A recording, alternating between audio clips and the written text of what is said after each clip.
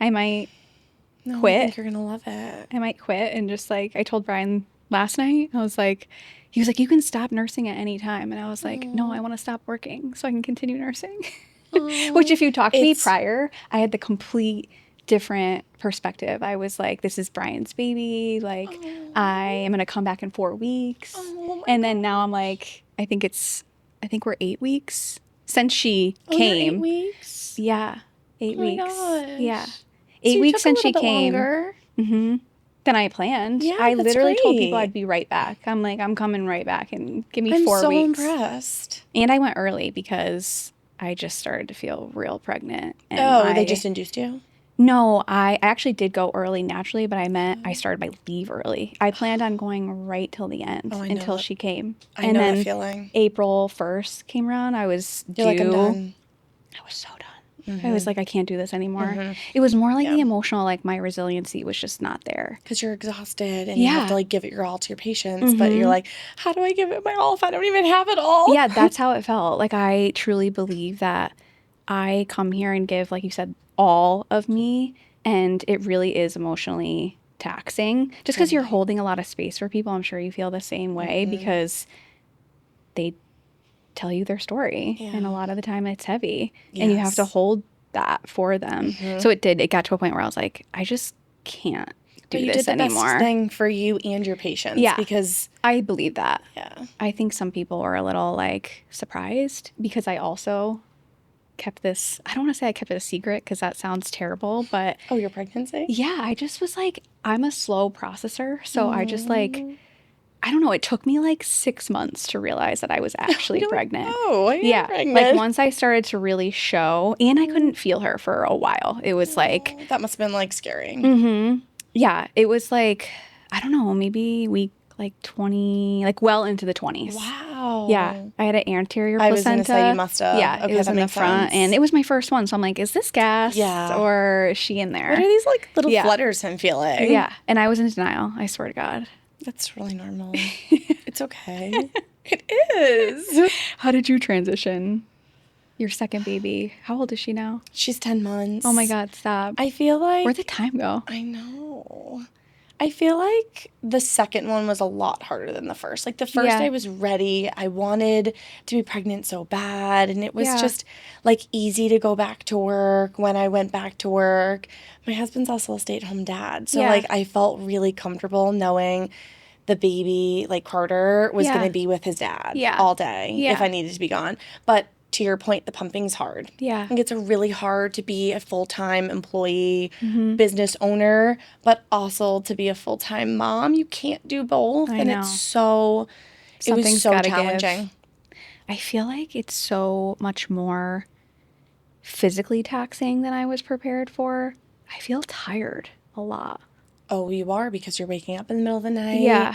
And think about how much energy breastfeeding and pumping is doing for your body. Yeah, like calorically, I mean. Calorically, it's expensive. Of course. It's so expensive. So, and that's what I really struggled with, was like I was almost an overproducer. And I got so much milk the first 2 months. Yeah. And then I just couldn't keep up with like calorically how much I had to eat. Yeah. I was like, oh, this just feels like so much food. And I'm eating like these high-fat meals, like tons of avocado, tons of nuts, and all the things.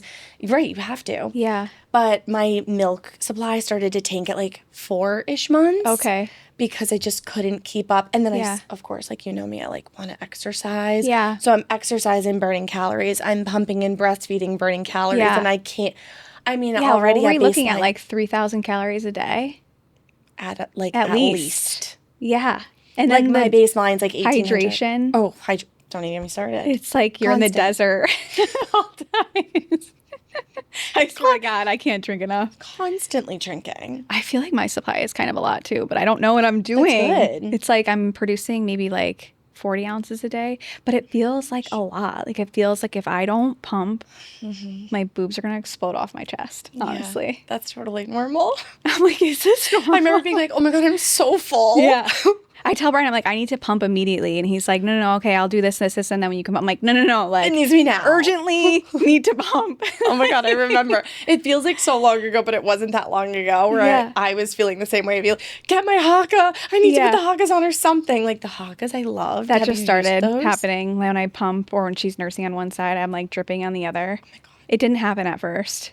It always happens now to me. Does. I always needed that little ladybug Haka. I have that. I have two of them. I never use them. Oh my God. I'm such a noob.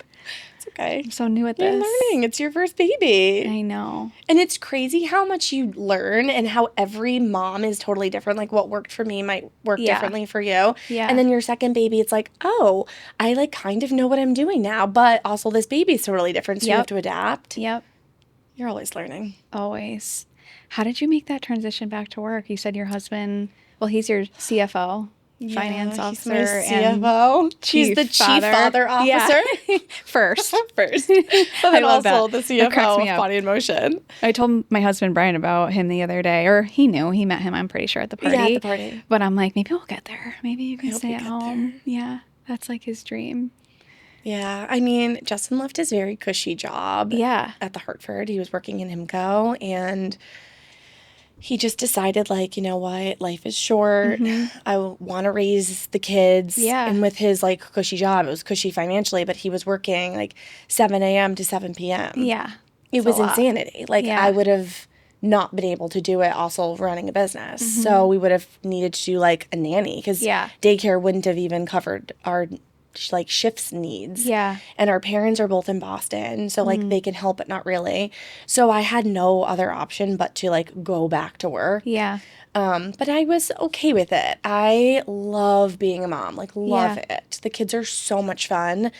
But I also just love being a professional. Like me too. I love being with adults. I swear we're meant to be. Because I really struggled. I'm 36. I said, how terrible is this? I was like, this is Brian's baby. I feel the same way about my husband. Now I'm like, this is my baby. No. This is my baby. I'm glad that it shifted for you. It definitely did. Justin wants a third child, and it's 100% going to be Justin's baby. Yeah, it has to be. It's Justin's baby. Now I'm like, okay, we can have another. No, but before I'm like babies. one and done. No, we like kind of fight not like fight, but I'm like, this is my baby. He's like, no, it's my baby. I'm like, okay, it's our baby. But just to have that switch, I don't know, my whole life, I just worked to get here, which I'm sure you feel the same way. So much school, so much sacrifice, so many days, weeks, months of like, I don't even know what the word is other than sacrifice. That's the word. Yeah. We're sacrificing. Truly. I remember so much, like peace. Oh my gosh. Before stability. I hired my first employee, she basically convinced me to hire her, Samantha. Yeah. She was like, Nicole, do you realize you're working like, this is before I had my first baby. She was like, do you realize you're like getting to the office at 6 a.m. and you're working until like 8 p.m. and then you work on Saturdays too and you barely take Sundays off? You just grind so hard to create this like legacy or this like brand that you really care so much about that you forget what like life is. But then this baby comes into your life and you're like, wait a second, there's more to life. It shifts everything. In a way that I didn't expect. People said that it would, but it's hard to even articulate at this time because I'm still like figuring out what these changes feel and what they're going to look like at work. But it does shift quick. Like as soon as she came, I'm like, wow, maybe I don't want to be here all the time.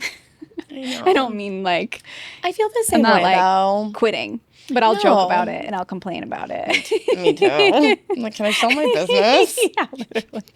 Like how much do you think it would go for right now? Is it too soon? Yeah. Did you know you wanted to go into private practice early on, or how did that happen? I always knew I wanted to have my own business. Yeah, okay. My dad had a business growing up, and my family is just a bunch of entrepreneurs. What did your dad do? He is an architect by trade, and interestingly enough, he builds indoor waterfalls. Oh, that's really niche. There would be a waterfall right there. Type of thing. Like he does a lot of doctor's offices, a lot of dentist offices, like apartment buildings, colleges, etc. So he had this business in our home, and like we had a huge garage where he like built these waterfalls, and then Amazing. like 18-wheelers would show up to like pack the Yeah. waterfalls in the To bring, Mm-hmm. deliver them. Yep. So I just grew up around entrepreneurs, so I always knew I wanted to be in private practice. I obviously didn't start there. Like I did work in corporate PT for several years. Yeah. But that really Solidified. Yeah. totally solidified my decision. Like I've got to get out of corporate PT. Yeah, I felt the same way. Although I didn't really work in the system as a nurse practitioner, but just being at the bedside as an RN, it was quick. I think I lasted 2 years. Yeah, it's exhausting. And then I'm like, I'm out of here. I was health coaching at the time, and then I was just like, I'm done. I don't blame you. Traditional medicine it's just kind of crumbling. Yeah. It's not patient first. It's not Yeah. proactive healthcare. It's reactive healthcare. It's volume based, and that's not what I'm about. Yeah, totally. Well, that's why I feel like I was drawn to you too, because our practices are so similar in that way. The membership model. I know you have a couple different packages, but out of the system completely, don't accept insurance, and that's intentional. And I'm sure that that was it wasn't necessarily a hard decision for me, but an intentional decision to stay out and not build a system so you can put the patient first and practice in the much. way that you want to, and the patient what they need.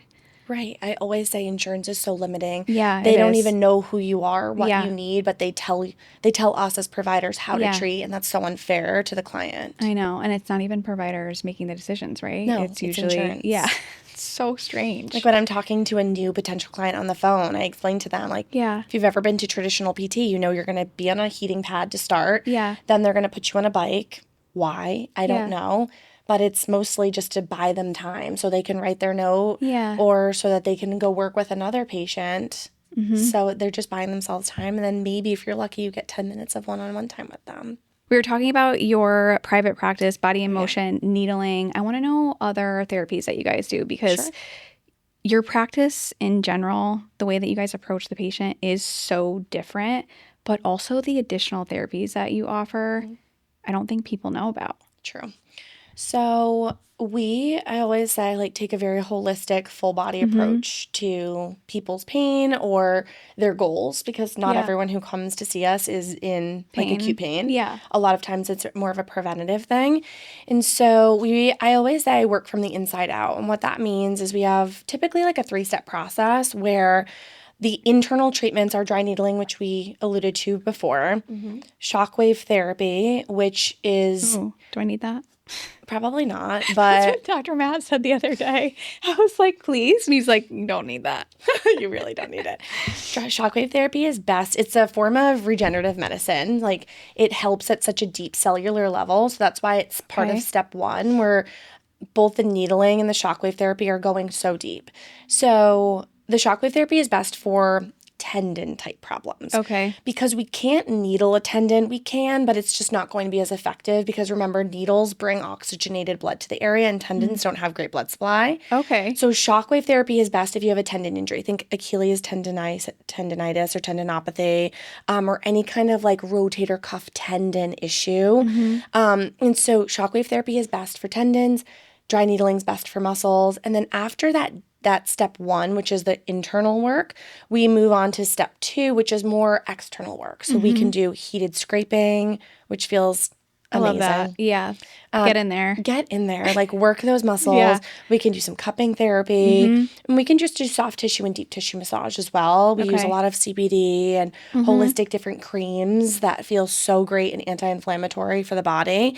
And then step 3, of course, is, I would say, like, honestly, the most powerful step, which is exercise. Yeah. We have just done all of the work in the room to change things physiologically with our hands, with our manual therapy. And now we can get into the gym and really make those long-lasting changes happen. Yeah. Because I'll always remind clients, we can help you in this office with our hands doing this manual therapy. But where the magic happens is exercise. Yeah, it's the same here. We can help you while you're here, but the work is outside of here. Yes. And we can teach you what exercises are best. We can teach you the principles. But if you can go home and continue to follow through and be consistent with those principles, you're going to get your best benefit. You're going to be the most successful client because Totally. you followed through.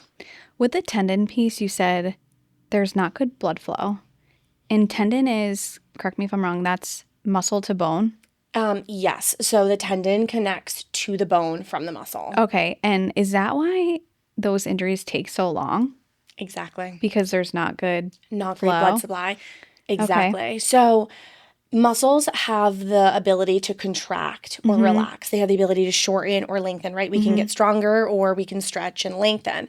Tendons don't have that contractibility. It doesn't have the ability to just get stronger the way that a muscle can. So we really have a lot more difficulty treating tendon problems. But when we Yeah. brought the shockwave therapy into Body in Motion, we've noticed so many great results for That's our so cool clients. because of its ability to increase blood flow.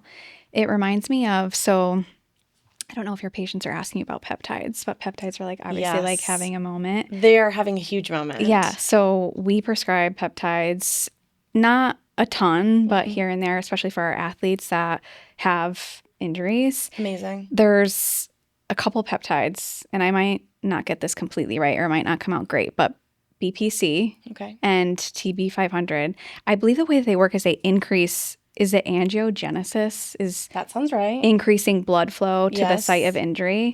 Imagine if your patient came in for shockwave and then then came peptides. here and did some peptides.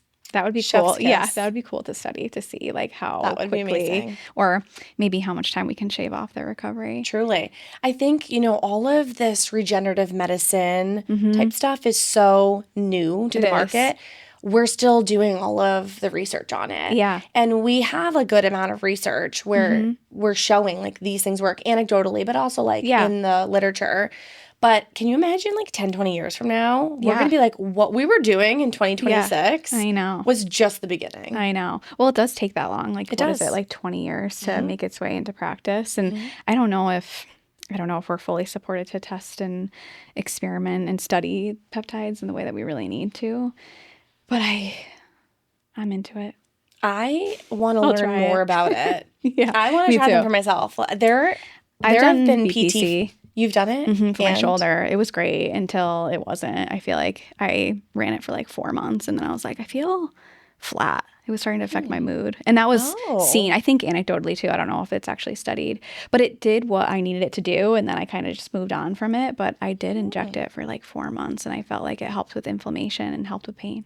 So it acts systemically to be able Yeah. to impact your mood? It does. Yeah. Even though you're injecting it locally? So there's some specialists that say you should inject it local, and then there's some that say it doesn't really matter because it goes systemic anyways. So if it's easier to inject in your belly, you can. But hypothetically, if you go right to the site, That makes sense. that is, I don't know what some experts Maybe say. more effective. Yeah, totally. But for me, it was like the back of my shoulder and like, traps and all of that. So I was just injecting in my belly. Oh. And I did feel like it really helped. Yeah, I like lost a little bit of inflammatory water weight. I noticed pretty early on. And then, yeah, I just recovered. But I was also a PT. So it's hard to It's hard to No. always say like what's the one thing that Yeah, worked. it's never and that- one thing. It's never. That's why your treatment plan always has to be comprehensive. And working with similar-minded professionals like you and I working together, Absolutely. or having our clients go see a personal trainer, it's just that symbiotic relationship and the comprehensive nature of the treatment plan makes all the difference in the world. I know. We should go in-house in Body in Motion so people That'd be fun. people can know where we're at. think I we mean, should. we're right down the street. So, okay, so you mentioned you care for a lot of patients that are actually in pain. And that's really what brought me to the practice initially. I mentioned my shoulder a couple times, and then I got to a place that I felt better. I was using BPC, seeing you guys. Well, I trained with you for a while, like a couple, maybe 6 months. Yeah. And then I went monthly, more of like maintenance plan once I was feeling good. And then I saw Dr. Matt through pregnancy, I want to say until like month 7 or 8, until honestly I couldn't go face down. Right. And I was like, I need a break. This feels like a lot. And then I was like, I'll see you on the other side. I'm back. And now I'm more in like the strength category. So who else do you see? Or would you say that's your core patient? Is they're either in pain or working on strengthening some area? Well, first I want to give you major props for starting with us prior to getting pregnant. Yay. Because a lot of people do think about it after the fact. Yeah. Like, oh, now I'm pregnant. Shouldn't I like start getting stronger? Yeah. No, you should have started truly like Yeah. years ago. Yeah. The stronger you can be. Pregnancy is like I kind of think about it like I think of our surgical candidates. Like, the stronger you are going into it, the stronger you'll be coming out of it. Whether you're getting a knee replacement or you're getting a meniscectomy or any other surgery or you're pregnant. Like, we want to see you be your strongest, most healthiest self going into that, because you're going to come out the other side feeling as good as you do. Yeah. Because you put the work in. Even though it was, quote unquote, only 6 months that we worked together prior to you getting pregnant, like, that made all the difference in the world. It really did. And I'm waiting for the other shoe to drop, kind of, in terms of like, I'm doing so well that I'm like scared to say it out loud, because I'm like waiting for that time to be like, okay, I'm really struggling. But even like in the hospital, like, this might be like a little too much, but like pushing. Never too much. It was like arguably a beautiful experience. I did have an epidural, like, full disclosure. That's great. But I felt so strong. I was connected to my pelvic floor. Like, I felt my abs. I like pushed in a way that it felt like, I forget who told me, if it was you or Dr. Matt, but I was like crunching instead of like trying to bear down. Like, it was just like a different, I don't know. It was arguably like easy and fun. And what a beautiful experience. Yeah, I had a great experience. Once that thing came out of me, not my baby. I was going to say. The epidural, that thing, not the baby, not the child. I was like walking around. I was like feeling great. I was shocked at how, I don't want to say easy, because it's not easy. It's really not easy. But you put in the work to make it easier. Yeah, that's or more tolerable. I had that moment of, wow, this really did pay off, because I felt so strong. Yeah. But afterwards, I did feel weak, and I needed help, and I needed support, more like calorically weak. Like, I needed calories and hydration. I need to start strength training again. So, yeah. And also, like, hormones help. Yeah. Right? Like, all the hormones that are pumping through your system help to make it feel easier at the time. And then once our hormones are shifting, constantly happening, as you know, like during our postpartum journey, but those hormones shift, and the adrenaline wears off. Yeah, and then that's when you start to sort of feel like, oh crap, my weakness is sort of showing now. And you know what to do. Like, you're doing it. You're getting back to your strength routine. To take it back to who we typically see, we work with a lot of adult athletes. Like, if you were to ask us, like, who is our target audience, I would say it's definitely a middle-aged adult who really wants to get stronger, get healthier, and manage the daily aches and pains. I mean, as someone who I would consider myself a very active, healthy person, I wake up with like a little like mid back pain, or occasionally I'll feel things in my low back. I would say we all feel some aches and pains, some of course more severe than others, but we love working with people who value their health so much, to the point where they want to fix those asymmetries or those weaknesses before they become pain. Yeah. Because our body's constantly talking to us. And when we wake up with a like pinch in our mid back, that's common but not normal. Or when we are postpartum and we're feeling like our low back is going to crumble, that's also common but not normal. And we want to fix it before it becomes an injury. Yeah. And I always like to challenge people to ask this question: are you hurt or are you injured?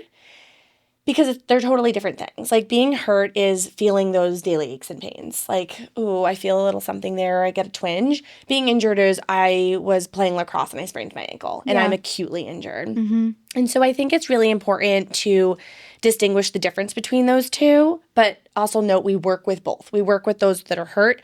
We work with those that are injured. And the majority of the people that we work with are probably more hurt than injured. Okay. And the majority of the people that we work with have decided to not get surgery. And so we don't see a ton of post-surgical clients out of Body in Motion. We can, but we don't, because the people that sort of we attract, I suppose, are people who just really crave holistic conservative treatment. Yeah, I love that. A lot of low back I'm pain. there. Yes. Yeah, a lot of low back pain. Tons of low back pain. Probably 80% of what we do is low back pain. Really?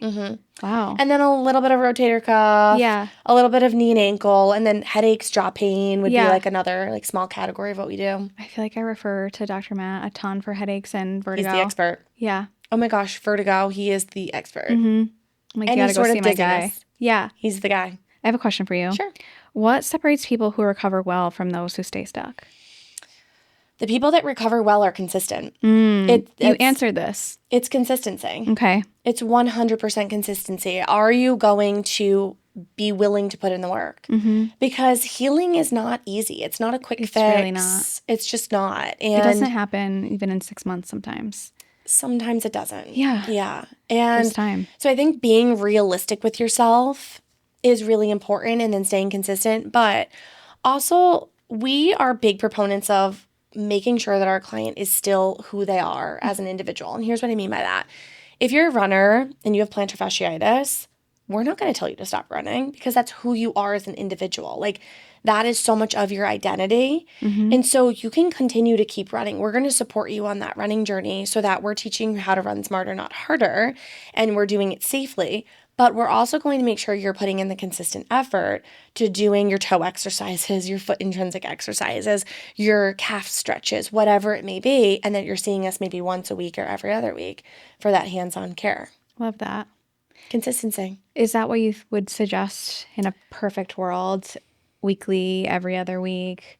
It honestly depends. It depends. Every client's plan of care is completely different that comes to see us. Mm-hmm.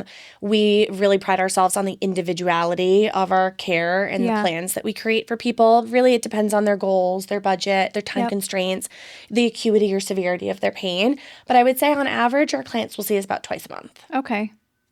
That's reasonable. It's totally reasonable, and it's really enough, truly, because especially if you're in that category of hurt, not injured, if you're in that category of people who want to prevent pain and you're not in excruciating pain, you need guidance and support, or, like just that hands-on care or direction for exercise, it's perfect to come twice a month, because we can accomplish so much in that hour-long visit, so much. With that one-on-one care, it's incredible how much we can accomplish. It's truly one-on-one, though, for the 60 minutes. Truly. And then it's like, okay, this is what you're going to work on, and I'll see you next month. It's not like you're walking out of there with no homework. Totally. Because we want you to be consistent. Mm-hmm. I want to ask you a question about, what do you think surprises most women about their postpartum recovery? How long it's going to take. Yeah, it takes a while. It's time. No one in this world is patient, right? We are living on Amazon Prime time. It's so true. And it's so detrimental to our minds, because women birth this beautiful baby and go through this incredibly long process, and they're like, wait a second, I'm not flat? Yeah. Wait a second, I'm like loose. You look like you had a baby? Like, it doesn't just go like this. It just takes time, and I think that's the biggest shock to women, especially first-time moms, is how long it takes to get back to yourself. I think on average, research will show it takes 18 months. Wow, that's longer than I thought. 18 months from like the time of delivery. I remember feeling like myself, like a little bit better around 9 months, and it finally got better at 12 months with my first. And now that I'm 10 months postpartum, I'm starting to feel that way. Yeah. It's definitely taking longer the second time around, and I'm definitely like feeling my body differently. But I think it's really helpful if you start to create these mantras in your head, or you remind yourself every day of what you did to get this body, and to almost appreciate your new postpartum body, because I struggled with this a lot. Being an athlete and someone who is almost always on camera for social media and like a leader in my field. And for your team. It's really hard to have a baby and then not feel like that athlete that you were. Yeah. And so I had to do this a lot for myself, is just say, like, I appreciate my body. I appreciate what I look like today. Yeah. I appreciate what it did for me. I appreciate my kids. And like reminding myself that like there's a reason why I feel and look the way I do. But then just continually put in the effort. Yeah. So remember, I said consistency is key. And truly, whether you're on a postpartum journey or a shoulder pain recovery journey, like consistency will always be your best friend. Yeah, totally. I remember feeling like that too, like a shade of like, oh my gosh, my body, it just doesn't look like yourself. Yeah. But at the same time, to have both of those feelings was a really weird experience. So weird. To be like, what a beautiful thing that just happened. It's grief, but also gratitude. And it's okay to feel both. And I had to remind myself of that. I so definitely many felt times. both. I also felt more gratitude than I expected because I was really nervous or afraid that my body would feel so just different and something that I didn't recognize, which don't get me wrong, it definitely looks and feels different. But I felt more gratitude than I was expecting to, which is a really cool thing. Like I walked out of there like, oh my God, I can do anything. That's amazing. I'm a superhuman. Did you feel like that? You are superhuman. I honestly felt like there was nothing that I couldn't do after I walked out of the hospital. I did not feel that way. You didn't? Oh my gosh. No, because I had a very different birth experience than you did, believe it or not. Yeah. Even I thought that I was going to have this like magical, like easy birth experience because I had the doula. I did all the work ahead of time. And it was not that. Yeah. I was like, I'm going to have this beautiful unmedicated birth. Oh my gosh. And so I was like, get me the epidural immediately. No. Well, so I was in labor for about 36 hours. Okay. I finally got the epidural after about 20 hours. Okay. And the epidural changed everything for me. Like sped it up because this was with my first. I think I was stuck at like 5 centimeters dilated and like nothing was changing. Yeah. Because my body, I think, was just holding on to so much because it was so painful for me. It was. To be in labor the first time. Super painful. So painful. Every contraction, I was like guarded. I could feel it. I like distinctly remember it. But then the epidural sped it up. I finally got to like 9 centimeters. And then eventually after 36 hours in labor, it was at 10. And they were like, you can push now. 3 hours of pushing. That child did not descend down the birth canal 1 single inch. 3 hours? Yeah. Oh my God. 3 hours, I will say, felt like 30 minutes. Yeah. Like it did go by really fast because you're in like birth, labor, and delivery la la land. Yeah. But he did not descend. So they were like, you can push for maybe 1 more hour, but we would suggest a C-section. So I did end up getting the C-section because at that time, my doula sat me down and was like, I know this is not what you want. I know that this is not what you prepared for, but it's probably going to be the safest option for you. And you're going to leave this birth with a lot more like peace, knowing that your baby came out safe and you're safe. Right. And so I have a lot of peace around my birth story the first time. But it was not what just so the listeners know, like sometimes you plan and you plan and you plan and like that baby's in charge. Yeah, totally. And you can do all the work and get a beautiful experience like what you explained. And I'm so happy that you got that. But it doesn't always go that way. And that's okay too. It is totally. And I had to like remind myself that for a long time. But I will say, second baby, I had a scheduled C-section. I went into spontaneous labor the night before the scheduled C-section. Oh my goodness. I had little to no pain during that labor process. Wow. Little to no pain. Maybe I do go for the second. Go for the second. But wait a little bit. The 2 under 2 is hard. Yeah, I couldn't. It would be too soon. Every baby is totally different. Yeah.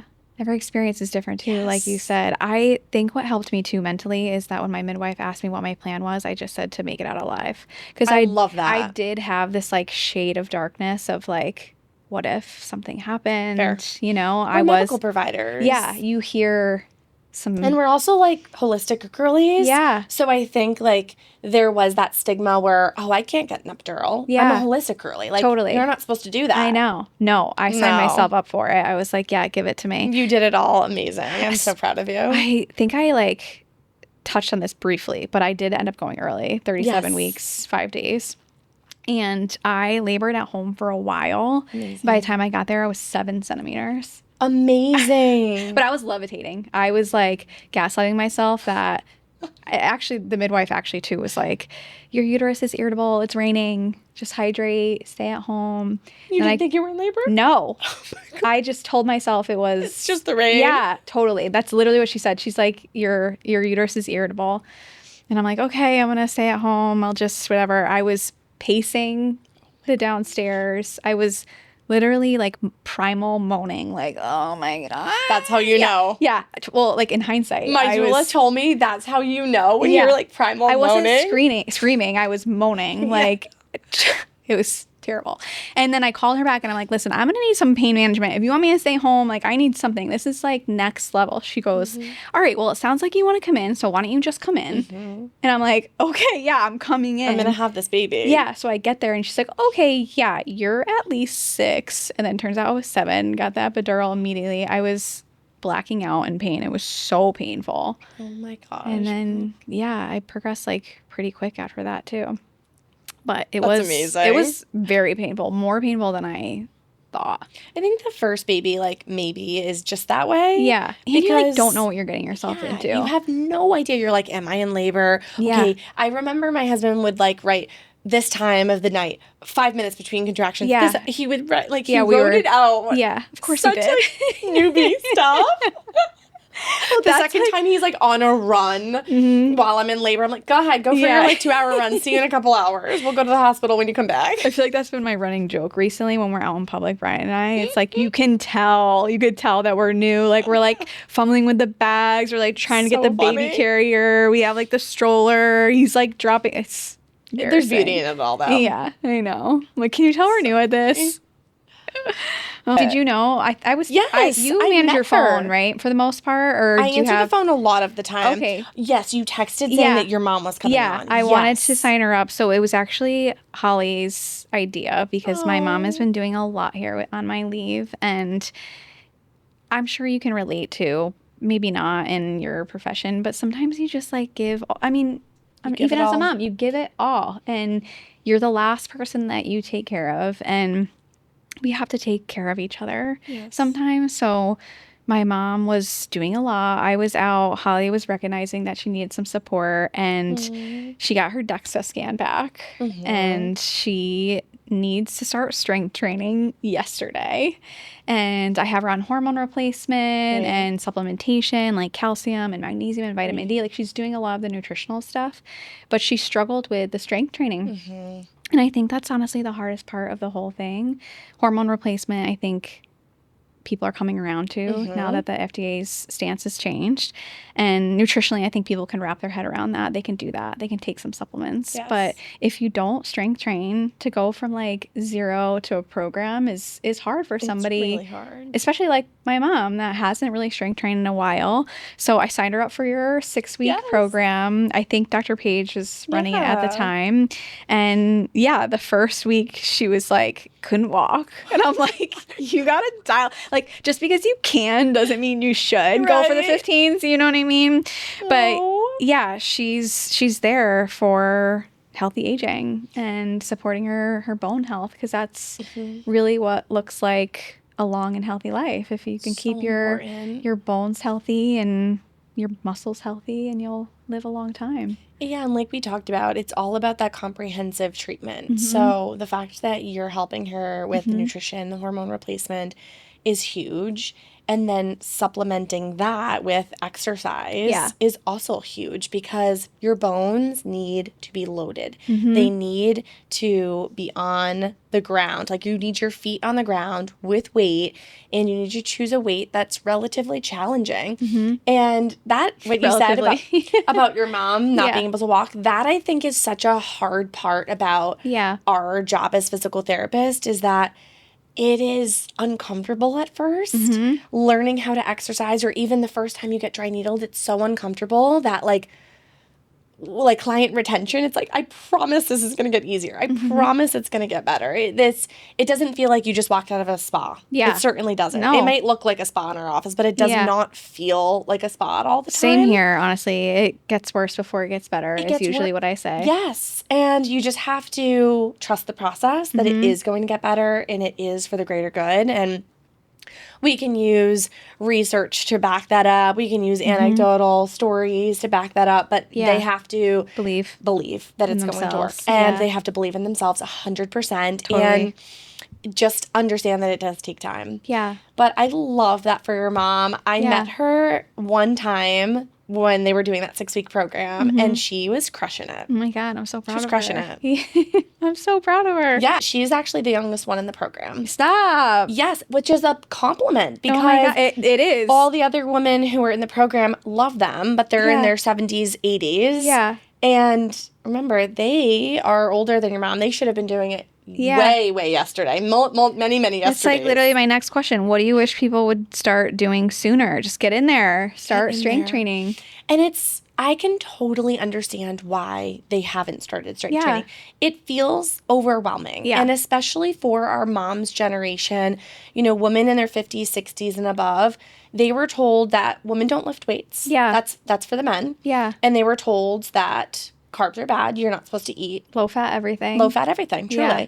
And so 100-calorie packs. So toxic. Yeah, I know. And now our mom's generation is slowly reversing that. Mm-hmm. Thankfully, our generation and the younger generations, like, women are out there, like, lifting heavier than men. And I'm just so impressed by the younger girls in the gym that I see. But for our mom's generation, it does take a little bit more education, a little bit more patience and understanding that they grew up in a different time. Yeah. And we just have to work with them to slowly but surely have them feel the difference. It's like an unlearning. Unlearning and relearning. Yep. Reprogramming. The brain truly needs all of that. Mm-hmm. The brain and the body is so interconnected, and that's hard work. It is. We have to give our moms a ton of credit for unlearning all of the toxic talk. Same though. Like growing up in even with our 90s, generation. I'm 36. Are you the same age as me? I'm 33. Okay, so same though. Like you grew up in that 100-calorie pack. Oh yeah, the 100-calorie packs. Low fat. Totally. Everything. And such a weird time. Even in like sports, we were never going to conditioning and working on strength training like the athletes are today. Or have like a focus on recovery. We never had a focus on recovery. Normatec boots, forget it. Any kind of like... The squeezers. Oh, the squeezers. The sequentials, what we call them in the hospital. Yes, the squeezers. We had no recovery. And now that's just such a buzz. It's such a great positive trend. Yeah. I love it. Yeah, me too. Spending a whole day in your routine recovering, I think, is what we should shoot for at least, right? And, I can understand, too, how this world that we live in that's so familiar to us, we just know it because we live it. Yeah. But for someone that's coming from the outside... It's a whole new world. It's so overwhelming. I can totally see peptides and hormone replacement. And you got to eat protein, but you also got to pair it with fiber. And don't forget to make your meals colorful and strength train. It's like fast, but don't. If you're a woman and if you're a male, you can. Right. But you need to get your aminos in. And if you're insulin resistant, maybe not. It's there's just so many But that's why experts out there. You have to find an expert like you or I. You have to just say, this is something I'm passionate about. This is something I know that if I invest in this now, it's going to be for myself later, my future self. And having the support is everything. That's a huge part of what we do. So it's the support. Yeah. Being the guidance, the individual plan of cares that we talked about. Because if you try to do it alone, you're probably going to be okay, but you're probably also going to quit before you should. Yeah, and it might take longer. Yeah, we do a lot of coaching. I'm sure you do too. Yeah. I mean, that's what part it's of what all you about. do. Yeah. It's about coaching. Yeah. And talking through things. Exactly. I think the best medical providers are coaches. Yeah. Yeah. I think that's a huge part too of you can be scared or you can be uneasy, but I'm not. Right. We got this, We're going to tackle this together. Yeah. I love that. Yeah. This is such a good conversation. I feel like so many people are going to learn so much and hopefully find you guys. Although I feel like we have a lot of overlap. Your patients come here and our patients go there. It's amazing. I love that about us. I hope to keep it up. Seriously. And do some fun things. We should do some collabs at some point soon. I know. Now that I'm back You're in back the game. and running. Yeah. You're back to professional Dr. Megan. Here she is. It went so fast. It's crazy. Here I am. Maternity leave's coming to a close. Till I do it Do we again. need to get the maybe. tissues? Honestly, I'm okay. No, you're okay. I'm all right. I'm handling it better Until than I you do thought. it again. Oh my God. Being at this age is such a funny age because it's we're working on ourselves. We're working on our business. We're working on our babies. We're making more babies. It's the transitions are tough. It's a lot. As soon as she came, I was like, we need a bigger car. We need another house. That happened to us too. The lifestyle creep is so real. My husband's like, the babies don't cost a lot of money. And I'm like, no. Have you seen our Costco bills? Yeah. We didn't have a Costco membership 2 years ago, 3 years ago. Now that we have the babies, we're spending $500 at Costco every I other can't week. stop buying shit. Like, terrible. I need this carrier. I need this bassinet. It's like so many things. I'm definitely like falling victim of like Lifestyle creep because of the and being like babies. targeted on Instagram I and everything. I'm know. like, oh, I just got this carrier, but I need this carrier because of this. I know. And then like this stroller is great for this, but what if I want to go for a jog? I'll need this one. And then if I'm like doing errands, I need this one. So bad. And these things are like $500 at a clip. Like it's like a wedding. It says baby, and yeah. they increase it by 10% I know. at least. I know. Yeah. It's a thing. Yeah, I gotta reel it in because I'm on a journey right now. Oh my gosh. Though the companies that are selling to moms are like probably doing so well because moms have this like internal, I don't know if it's guilt or like no, you want the impulse. best. Yeah. Oh, I need the best for my kid. Yeah, you'll do anything. Yeah. God, we went from Brian's baby to like Next baby. My baby. 100%. Well, thanks for being here. Thank you for having me. It We was love you so fun. much. I You'll have to come loved chatting. back. I'll come back anytime. Part 2. Stay tuned. Yeah, stay tuned.